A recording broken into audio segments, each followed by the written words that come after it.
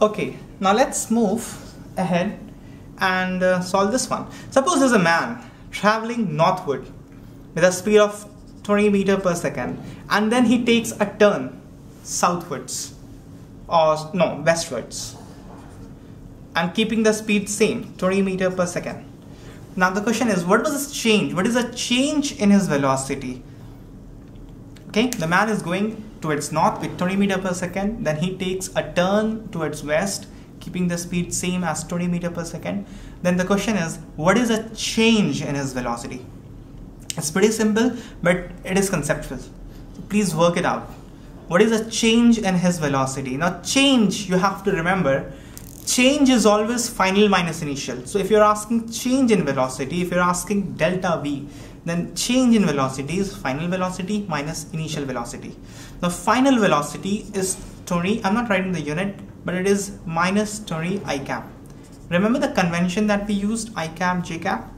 The kind of, when we studied the resolution of vectors, we'll do it all over again, but we did a little bit and you must remember from there that this is minus 20 I cap. Now the initial velocity was tell me, 20 J cap, right? So this is the change in velocity. Now if somebody asks what is the magnitude of change in velocity, magnitude would be simply root over 20 square plus 20 square.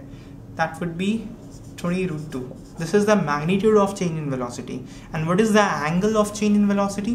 The angle you can see very clearly if you write minus 20 I cap plus minus 20 J cap. Minus 20 J cap is this, right? So basically the resultant of these two vectors is the required vector, change in velocity.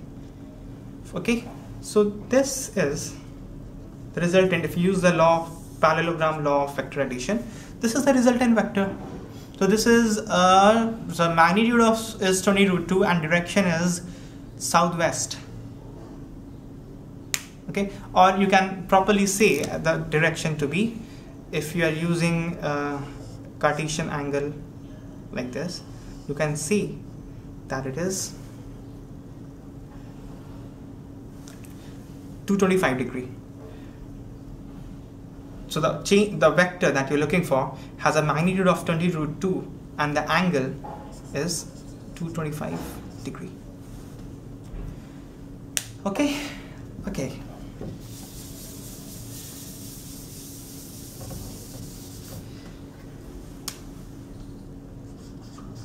Okay, then question number 5.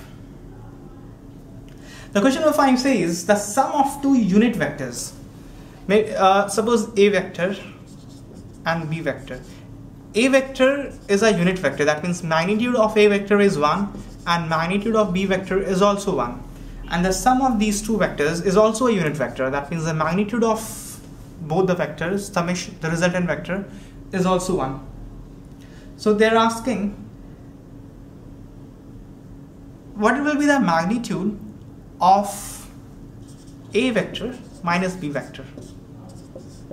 This information is given to you that A and B are unit vectors, to say that the magnitude of A vector and B vector is 1 and the magnitude of summation of these two vectors is also a unit vector. Then what will be the magnitude of difference of these two vectors? Now this is perhaps very easy problem. I'll tell you should try this one orally. You don't use a pen and paper and try and get to the answer orally. So I'll do it on whiteboard. I'm not as smart as you, but let me do it. A vector plus B vector, the magnitude of A and vector plus B vector, you have a ready-made formula, is root over A square plus 2AB cos theta plus B square. So this is basically this. So if you get cos theta from here, you'll get it as minus half. Cos theta is minus half. Now they're asking what is the magnitude of A vector minus B vector. Remember in the last section we studied the subtraction of the vectors, in which we saw that the magnitude of resultant vector is root over A square minus 2AB cos theta plus B square. magnitude of A vector minus B vector, and theta is the angle between those two vectors. From here you'll get theta is equal to 120 degree. Cos 120 degree is minus half. So you found the angle between A vector and B vector. You just have to put it here. When you put it here, you'll get 1 plus 2 into 1 into 1 into half plus 1. You'll get it as root 3, which you must have got. Okay, so you are learning vectors. You have already mastered half portion of vector. How does it feel? It feels good? Okay, very good. Now let's solve one more formula based problem. Now sum of the magnitude of A vector and B vector is 18. That means either they are 216, or they are 14 and 4, or they are 10 and 8, or they are 8 and 10. Likewise, the sum of the magnitude of A vector and B vector is 18, and the sum and the magnitude of the sum of the vectors is equal to 12. Now there's one more information, that the resultant vector is at 90 degree with respect to the smaller vector.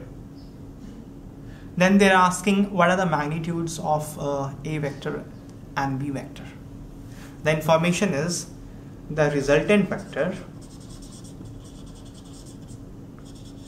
is at 90 degree with respect to